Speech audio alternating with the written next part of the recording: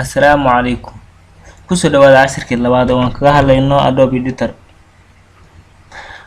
sida hore aan u soo qaadanay sida cod loo soo gasho loo record gareeyo taasna loo jarjaro ayaan hore u soo aragnay. hadda waxaan doonaynaa in casharkana diiradda ku saarno sida aan u sameyn lahayn asagoo dhammaystiran effectyada aan u baahnayn iyo weliba meelaha aad doonayso inaad codadka dhigatid oo aad qurxinaysid. haddaba aan tago mid ka mid ah codadkan aan soo qaato music igu jidha marka waxaan doonayaa inaan gaabsho hore ayaan u soo aragnay waan dooranaynaa oo highlight garanaynaa kadibna waxaan leenahay halka ayaan ka sameynaynaa si aan u gaabino waxaan leenahay qaybtan ugu koreysa ayaan dooranaynaa amplify markaan aan niri waxaan leenahay -30 ayaan niri saan u gaabino 30ka ayaan ka goynaynaa qaybta hadda meesha noo taalo wax yar oo gaaban in noo noqoto ayaan doonaynaa. codka dheer awgiis ayaa keenaya inuu soo noqnoqdo selection kaasi amplify uu sameynayo. okay waxay noqotay wax yar oo aan loo jeedi karin aad buu gaabtay runtii waan soo dheeraynaynaa waxaan qaarkood iga tirtir kadibna waxaan leenahay okay intaana tirtirin aan soo celino kadibna aan intaan dambe iska tirno inta noo soo hadhay ayaan doonaynaa inaan gaabino maadaama ay u baahan tahay inaan xogaan intaan ka gaabino waxaan leenahay effect amplitude amplify kadibna waxaan leenahay 10 ka gooy 10 halkaan noogu jidhaa 10 b cut waxaa dhacday inuu intii ka gaabto ayay noo noqoto. okay marka halkaan aan joogno waxaan doonaynaa inaan codkii caadi aan usoo dhex dhigano kii aan jarjaraynay inaan keeno kanaan doonaynaa inaan dhex keeno kusoo dhawaada barnaamijkeena caawiyo dunida kaas ayaan doonaynaa inaan dhex geyno oo meel kasta oo aan calaameysano inaan dhex geyno. haddaba see u calaameysanaynaa meeshaan doonaynaa inaan codka dhiganaba waa calaameysanaynaa okay halka uu noo yaalo cursor-ka ama xariiqda taagan ayaan doonaynaa inaan calaamad dhigano. calaamadaas waxaan leenahay control iyo computerkayga F8 kiisa control iyo F8 isla qabtay haye haddaba meeshan waxa igu haray calaamad waa ka tagay meeshii kale oo doonaa cod kale inaan dhigto ayaan tagayaa kadib waxaan leeyahay control iyo F8 baan iri.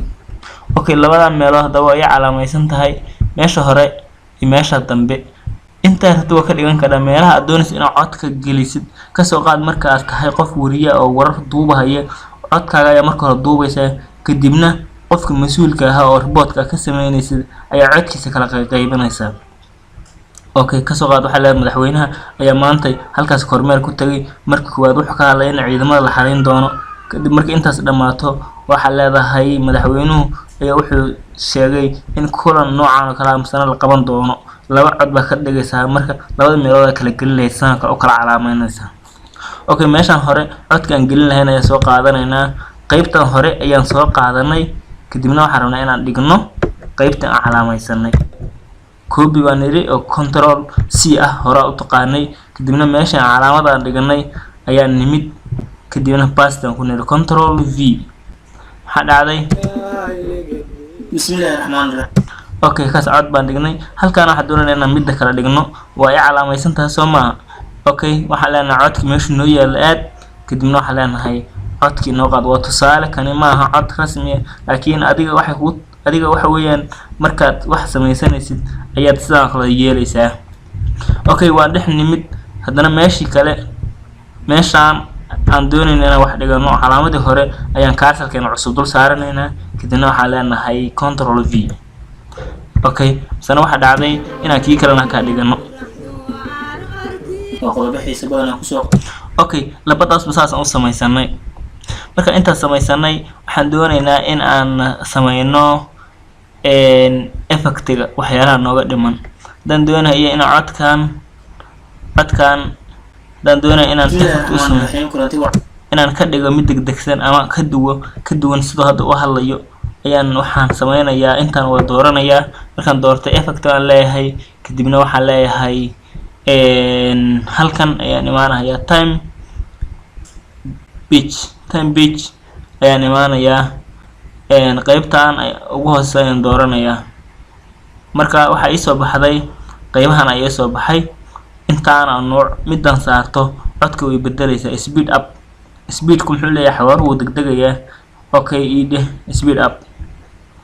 bismillahirrahmanirrahiim kulanti waxaan wanaagsantahay waya ku soo dhawaada barnaamijkeena. okay maxaa dhacday inuu codka degdeg ah soo jeedid. okay control z dheh مثلا ku noqono halkii aan ku noqonaynaa time kadibna waxaan leenahay straight kaasaan ku dhufanay kadibna waxaan leenahay low ka dhig. hadda lowgan waa ogaanaynaa waxa dhaca ayaan ogaanaynaa. bismillahirrahmanirrahiim kulanti waxaan wanaagsan uu codku jijiidmaya oo waxa dhacaysa inuu bismillahirrahmanirrahiim kulanti uu jijiidmaya. marka okay ka waan aragnay مثلا noogu celi meeshii anything halkaas ka helaysaa.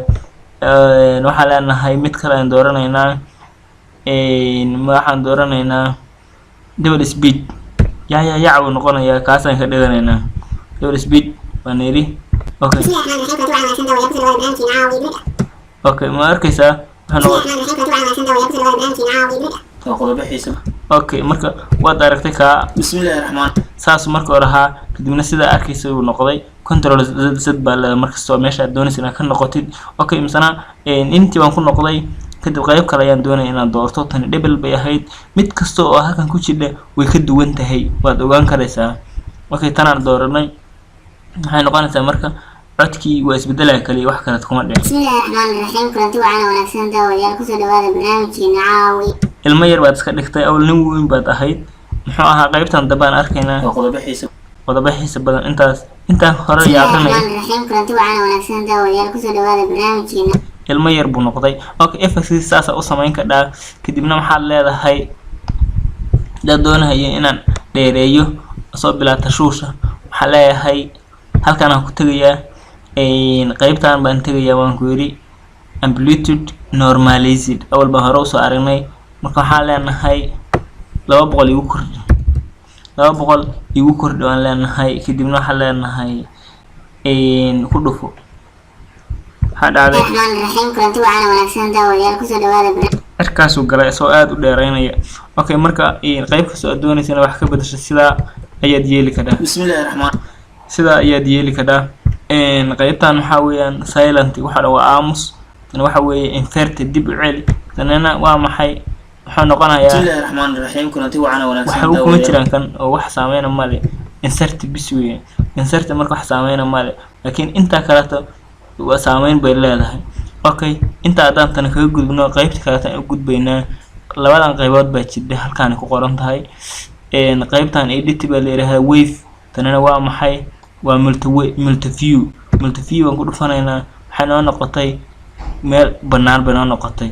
waayo waxaan soo qaadanay codkii muusiga ahaan soo qaadanay halkaan soo dhiganay soo ma arkaysid kii kale aan doonanay inaan dul saarno laba cod oo isku mar wada socotaan doonanay in noo noqdo halkaan dhiganaynaa. kana wuu aad buu yar yahay waan soo dhaweynaynaa waxaan leenahay wax yar. okay waa shidana marka ogaano ama intaana shidana hore u dhaweyna kan si in yar noogu soo degdego kadibna aan ogaano marka baraaweyn barnaamij weyn. bismillahirrahmanirrahiim kulanti waxaan wanaagsan daawayaal ku soo dhawaada barnaamijkeena caawi. okay muusigiina waa shidan yahay codkiina wuu ka dhex hadlayaa. markaad doonaysa inaan barnaamij oo codka hoos uu muusika yeeram ka sameynaysid ayaa qaabkan isticmaali kadhaa. intaa oo track waa sameyn kadhaa 1 2 3 4 ilaa in ka badan uu leeyahay trackkiisu aad u fara badan yahay 4 hadda ii muuqata ilaa 3 xabo waa la gaarsiin karaa. marka in alla inta doonaysid halkaas ay ku sameyn kadhaa nooc kasta oo aad doonaysid inaad sameysid Adobe editing codka intaan ku sameysan yahay waad sameysan kadhaa. record waa kan oo hore ayaan u soo aragnay casharkii kan ka horeeyay ayaad ku noqonaysaa hadaad wax ka garanaynin. inta ayaa Adobe muhiimadiisu ay tahay save garantana hore aan usoo aragnay. Hadda haddaan mar kale ku celinana save baan leeyahay, kadibna waxaan leeyahay file baan leeyahay, kadib waxaan leeyahay file markaan idhaahdo kadib waxaan leenahay save all baan leenahay. hagee dhiganaysaa marka meeshaan dhiganayaan ka dooranayaa. haddaan meeshaan hadda uu joogo haddaan dhiganayana okay baan leeyahay. haddaan doonana codka yareeyo qaabku uu noqonayo option baan dhufsanaya, option baan ku dhufanayaa, kadibna waxaan leeyahay baseka codku iga yare ama ii weyne oo megabyte ku habato sida wax marka email ku diriso kalato culays badan ma kala kulmi karaa. okay kadibna waxaan leeyahay save it. marka waxa dhacday in codka la igu save gareeyay. oo hadaba aan aragna xaggan ka fiirinaynaa waxaan tagaynaa desktopka markuu save garantaas ay dhamaato saan usoo aragno. okay waan soo tagnay halkan ay ka raadinaynaa wax cod oo nala save gareeyay. waa kan codkii, waa kan waan shidaynaa.